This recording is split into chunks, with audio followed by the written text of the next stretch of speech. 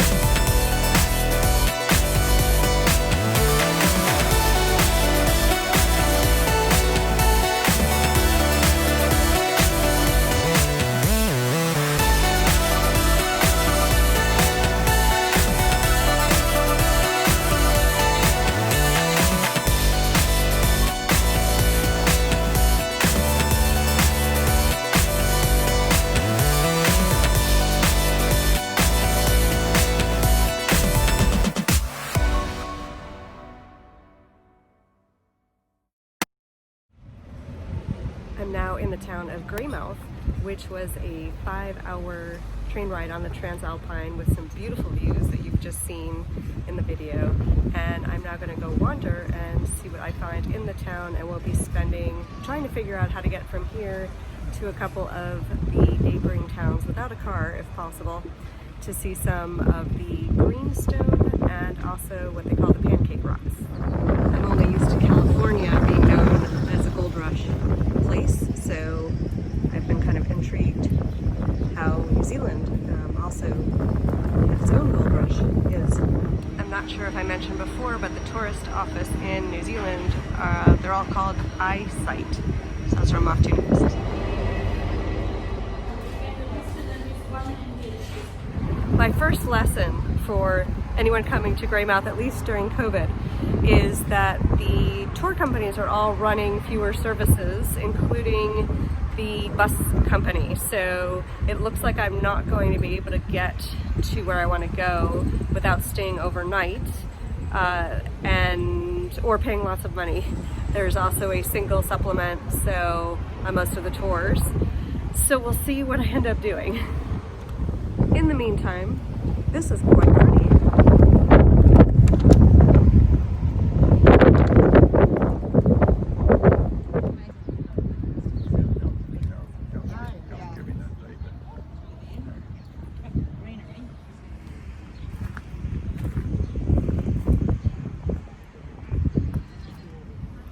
So an update on my plans. While I was a bit frustrated that the transportation here without a car is a bit difficult, I've worked it out, and now I realize that while most people probably come to Greymouth for like a day and kind of pass through it on their way to see other things, I'm actually going to spend a couple days here and actually see the town and then move on to the other two places that I want to see. So it's all coming together, and that's what I found often happens when I travel is, you know, I hit like a hardship and then I try not to get too worked up over it anymore because I know somehow it's all going to work out. And I also met a group of awesome ladies who were on my train coming from Christchurch to Greymouth, and I'm going to have dinner with them. So really worked out great.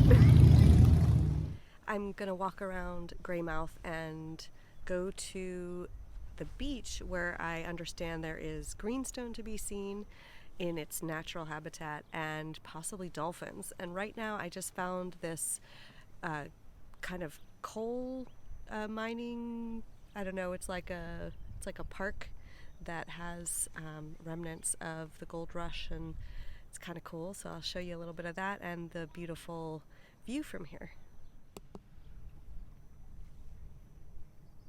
So it's called Coal River Heritage Park. You can see some coal. And then you have this gorgeous view.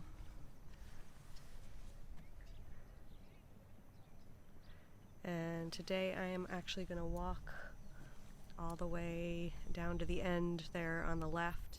Greymouth has the feel of an old mining town, and a lot of the places to stay are converted monasteries. The one I'm staying in is a converted student dorm, and it's quite quiet. Today is a horse race somewhere nearby, not in Greymouth, so that probably accounts for some of the quiet, but still it's a pretty quiet town. A couple things to know if you do venture down to the west coast of the South Island, especially those of you that are like me, solo travelers, not renting a car and traveling by bus. It is a little more challenging here. Well, obviously during COVID, they have reduced bus service, so that hopefully will not be an issue when you come. But car rentals here, if you did want to rent a car here, apparently have a minimum of like 5 days. So if you were only here for a few days, that's going to be expensive. And the buses right now are only running on certain days of the week, not every day. And they don't do, I'm not sure if this is COVID or not, they don't always go back and forth. So trying to use Greymouth as a base and go to the other places, at least now, was not an option. So I'm actually going to stay overnight in a couple of other places that I had wanted to see. So just keep in mind that for you to get around this area, you might possibly have to stay overnight and research the bus times and hotels and so forth. There are also tours, so I could have taken a tour from Greymouth out to some of the other places, but really expensive. So, weigh your options and do the pricing and see what you can do. The booking a tour like in Hokotiki as opposed to from Greymouth, dramatically cheaper. So definitely explore your options before you come here. Another heads up is about the weather. So it is summer here, and as you can see, I have a long sleeve shirt on and my rain jacket, and this morning I was really grateful for it because it was quite cold, and now the sun is coming out and I'm about to peel off my jacket. So weather is unpredictable and can be cold in the summer. And I learned on the North Island that the Maori people, one of the reasons you see more people up north is because when they first settled New Zealand, they found the climate much more agreeable in the North Island. So there is a reason that they say that. Here's another Greymouth tip. If you come here and you want to hike to the area, the lookout point where the dolphins are, just know that the walk is a little confusing. You have to walk around this lake to get there. So I thought there was a walkway that seemed to go along the water. It seemed to be closed off though, so I'm now going around the water.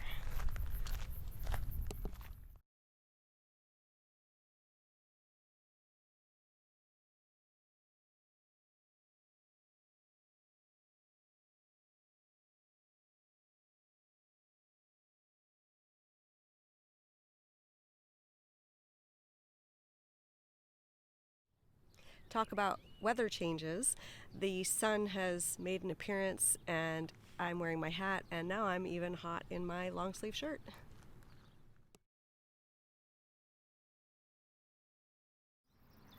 I've made it to the other end of this dock. I'm thinking maybe it's not in the best shape and that's why it's closed off and you have to walk around that body of water I showed you. But this is beautiful, and now I'm going to see if I can find the beach. I showed you Christmas trees in a couple other videos, and here on the South Island, and especially the West Coast, they grow very prolifically. Even when I took the TranzAlpine Express, they were all over the landscape. With the sun coming out, it gives this whole area an incredibly different look and feel. I'm getting to where the ocean comes in, so maybe we'll see a dolphin. And there's the beach. Kind of interesting how there's the beach there with the ocean, a road, the bay, and then the bay meets the ocean on the other side.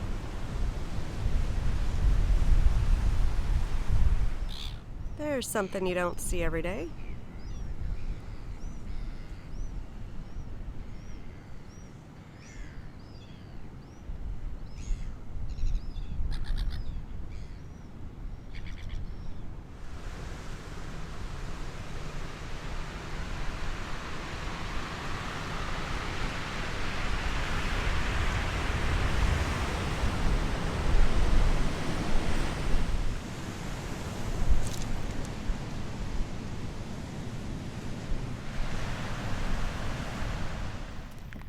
I just had a chat with some locals who let me know that the little piece of greenstone that I found on the beach was actually very low grade, and that I would be more likely to find better greenstone on the beach at Hokotiki and another one further up north. So at least I saw my first low grade pieces on the beach. That concludes my walkthrough of Greymouth, a cute and quirky town worth spending 1 or 2 days to kind of walk through the streets. One of my favorite parts was the mural on the wall besides the printing press, which is kind of tells you a lot about the history, especially in the 18 and 1900s, of Greymouth. And from Greymouth you can get to a mining town, you can get to the Dolphin Point lookout, there is a beach here, there are a couple of cute bars, and it's the place where the TranzAlpine train comes in, where you begin to explore the South Island. While you're waiting for the next video to come out, check out my website at heatherbegins.com, take a quiz, or read one of my many travel articles about New Zealand or any of the other countries I've had the good fortune to visit in the past few years. Look forward to seeing you on the next video. Bye-bye.